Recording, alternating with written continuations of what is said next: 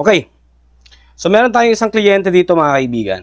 So, ito, as per history ni client, no power na siya mga kaibigan, no? And nangyari yung pag no power niya pagkatapos niyang mag-manual print head cleaning. So, nilinisan po niya yung kanyang print head mga kaibigan. Ang ginamit po niyang panlinis dito, according to him, is water. Ngayon, sinalpak niya yung print head. Nilabas ko na itong print head niya. Hindi ko lang na-i-vlog kanina, pero ngayon, tutuloy na natin. So, what do you call this one? Nilabas na yung print head. Gumamit siya ng syringe, tubig, and then dineklag niya kasi wala daw siyang yelo. And successfully, natanggal naman daw niya mga kaibigan yung kulay, no? What I mean, natanggal naman daw niya yung bara ng kulay yellow. Black, yellow, red, blue. Natanggal naman daw niya yan, pero nung na-assemble na niya, tinurn on, biglang nag-no power.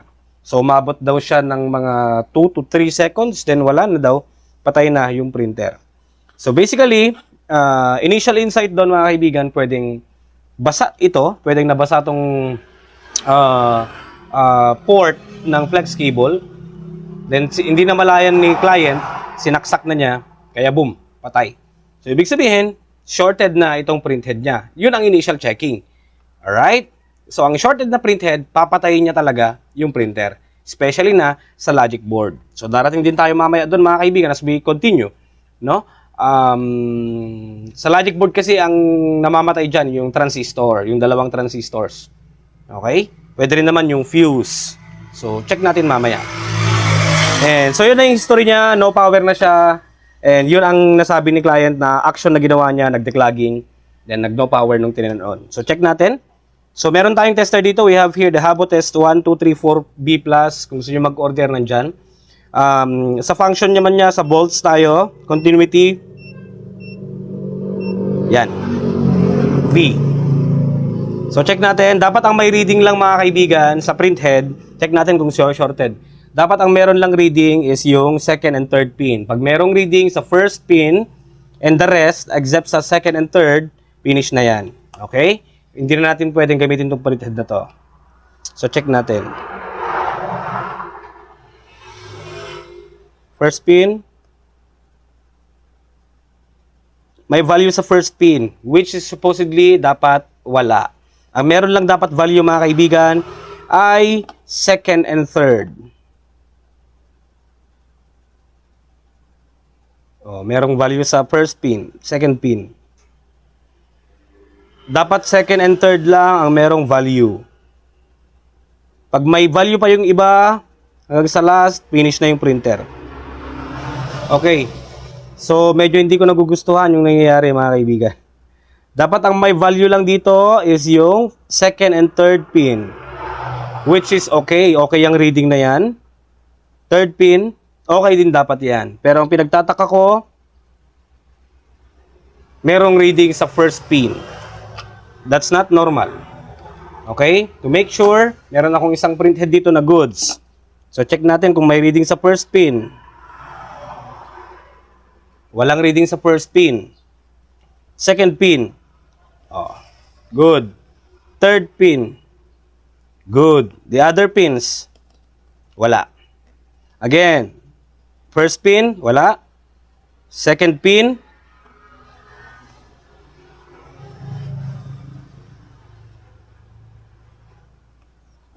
Yung tester ko.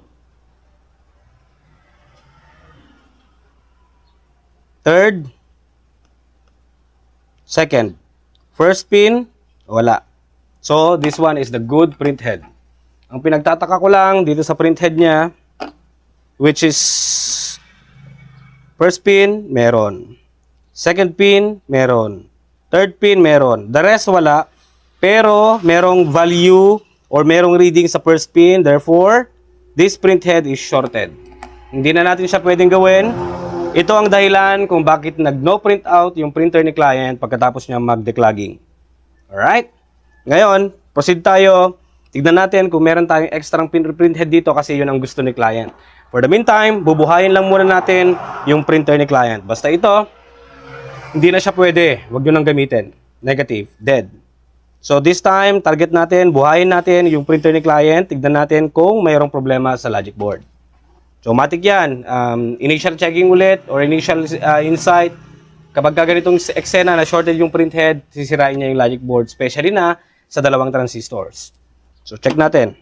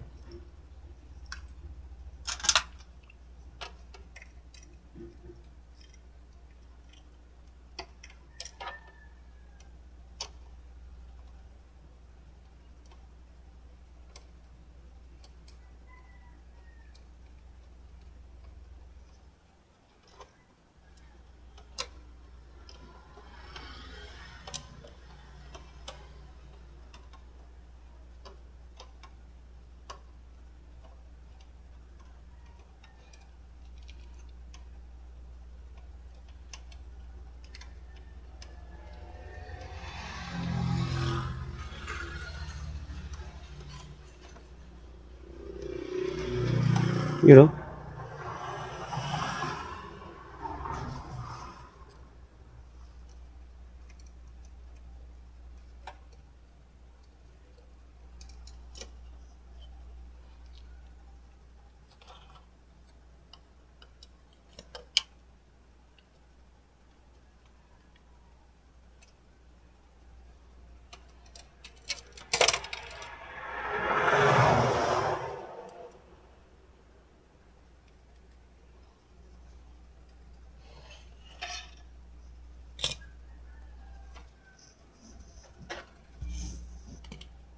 Oh, super dirty. Right. So ito yon, yung kanyang logic board, mga kaibigan. So testingin natin. Check natin. Dapat walang beep sound kapag check natin yung mga pins. Pero kapag meron, finish na tayo dito. What I mean, ito ang papalitan. Kung sakali. Nasaan na ba yung tester ko?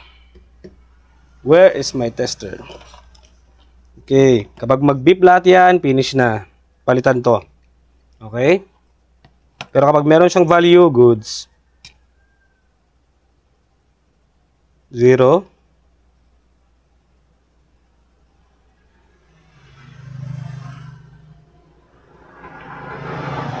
Shorted. Kailangan palitan tong dalawang transistors na to. Wala.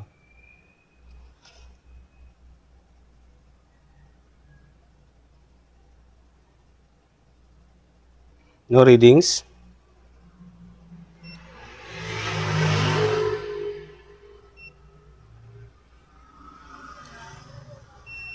Oh, may beep sound. May beep sound. May beep sound. May beep sound. May beep sound. Negative.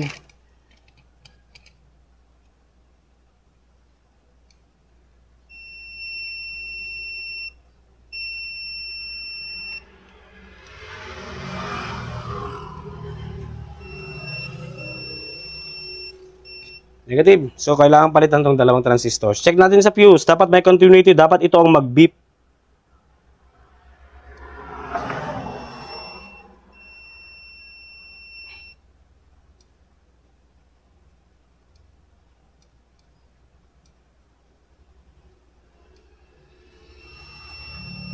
Good. Good fuse. Ito yung fuse. Okay. So, palitan natin yung kanyang transistor.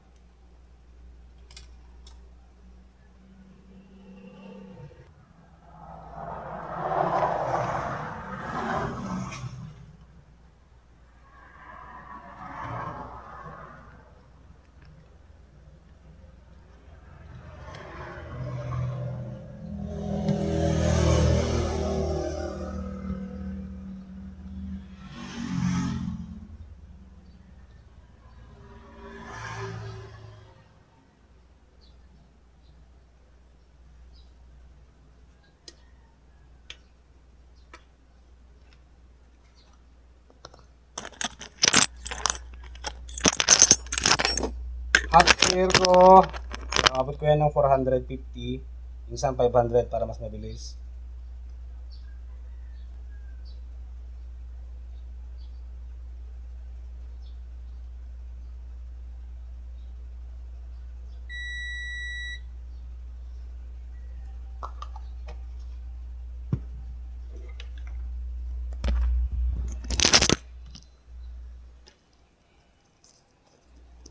Yun. So hot air ko, maabot yan ng 500 or minsan 400 para mas mabilis siya. Okay?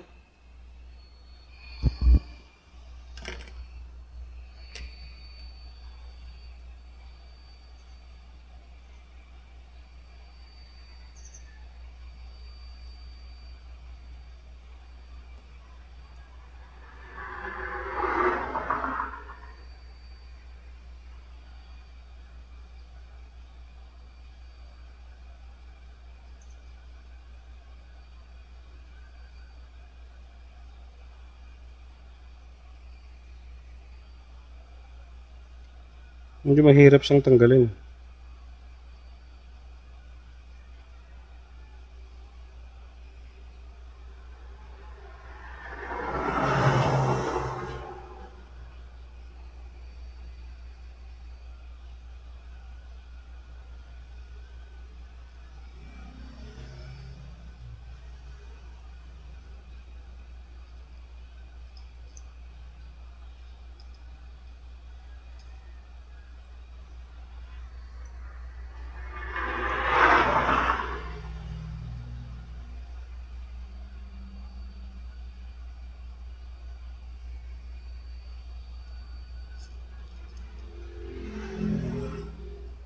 Okay.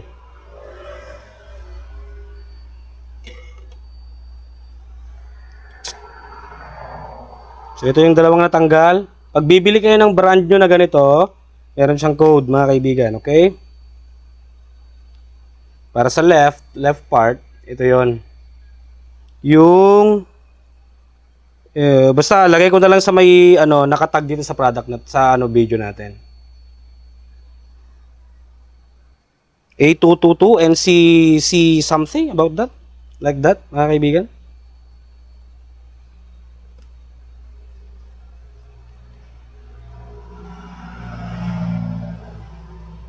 Yun, so nakita ko rin.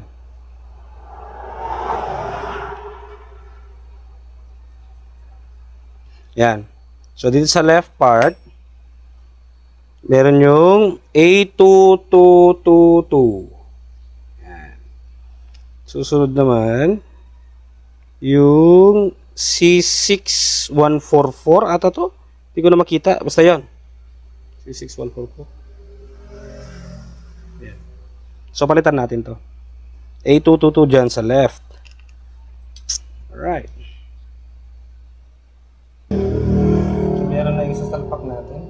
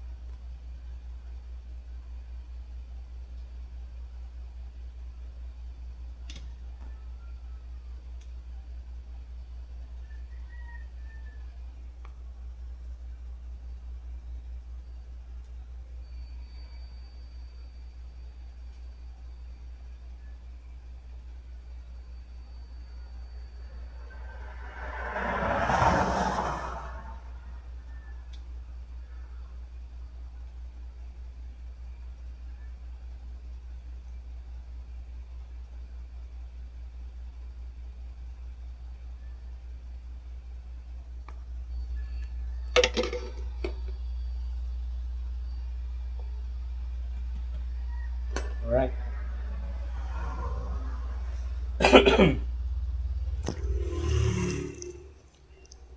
So napalitan na natin.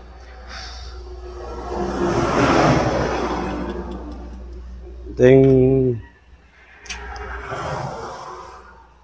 Okay.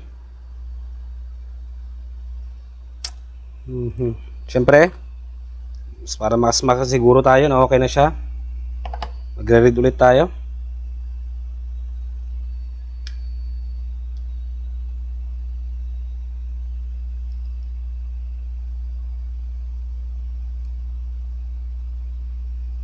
Goods, meron na siyang readings.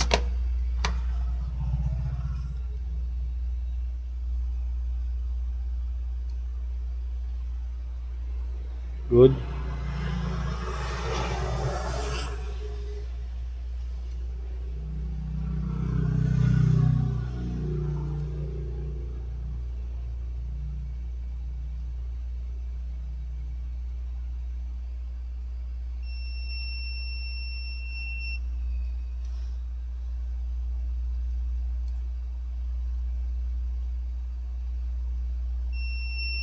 Good.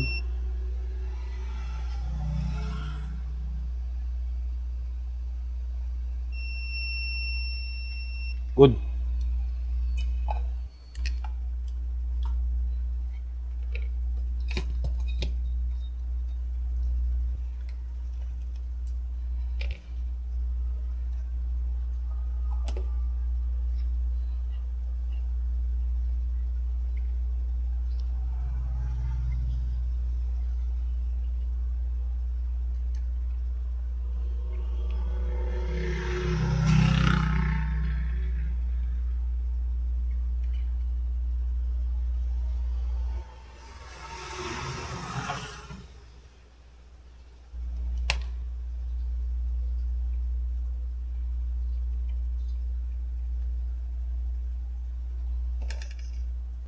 Katulad ng nasabi ko kanina mga kaibigan ha, hindi na pwedeng isalpak ulit yung print head na dati.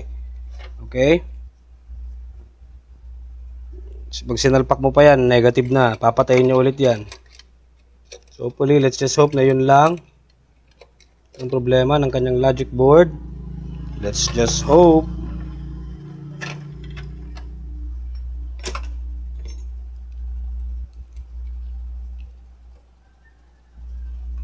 Nasaan na ba yung mga tornilyo?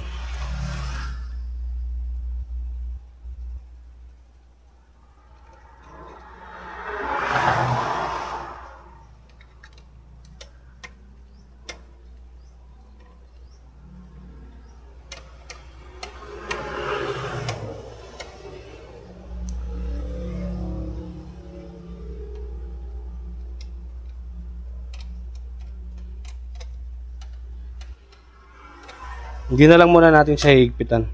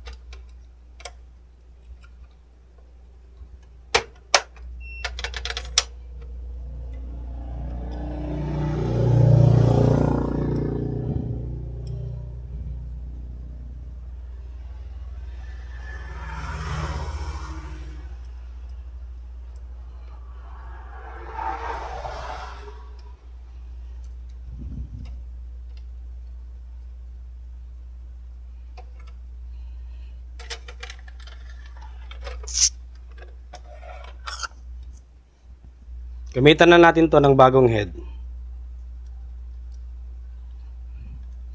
Okay, wag nang gamitin yung print head niya. Short head na yun. Pag nilagay mo ulit yan, patay ulit yung printer.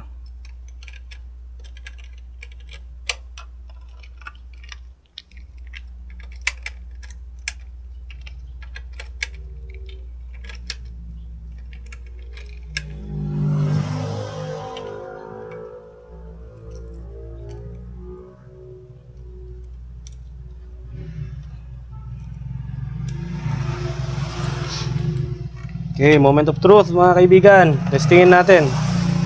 Oops, meron pa tayong hindi nailagay dito. Yung kanyang sensor, hindi pwedeng hindi yan mailagay. Sapagkat kapag hindi yan nailagay, kakaroon yan ng error.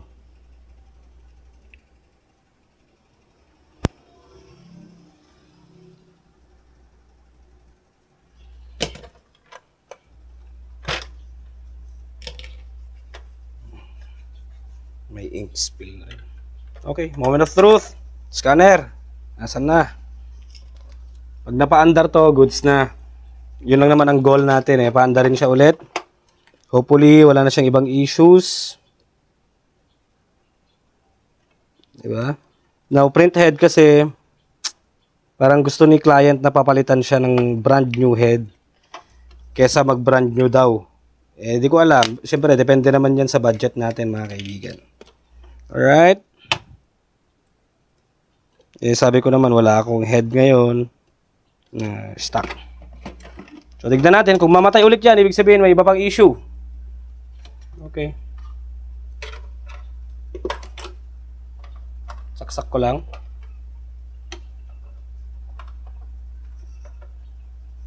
Nakasaksak na mga kaibigan. Moment of truth. Tignan natin. Saksak ko lang yung saksak. Ano ba? Daming saksak.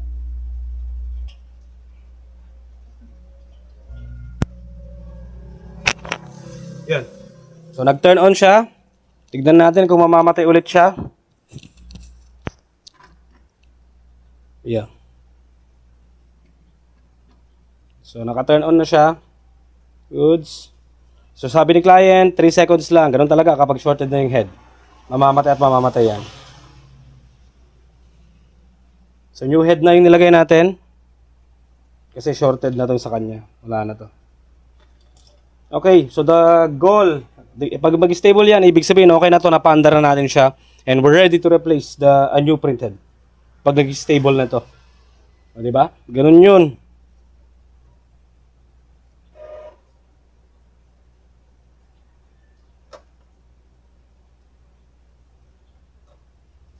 Okay. Goods. So, thank you mga kaibigan. Susunod dito, papalitan natin ng bagong printhead to. Ganun lang naman kasimple yun. So, yun. Binuhay lang natin siya kasi nga no power na. Thank you for watching.